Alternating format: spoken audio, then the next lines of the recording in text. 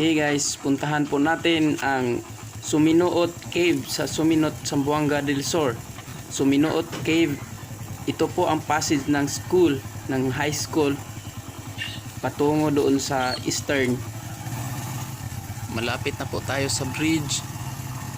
Ito ang bridge na pinaka delikado po, pero kailangan talaga na mag-passage dito para pang 2 to 3 minutes only.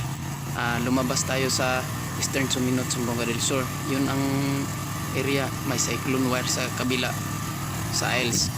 Tapos yan, okay, successful tayo sa pagtawid ng bridge ng Suminuot Cave. Yan mga kapatid, maraming salamat po sa pag watch sa vlogs na ito. Magandang gabi po.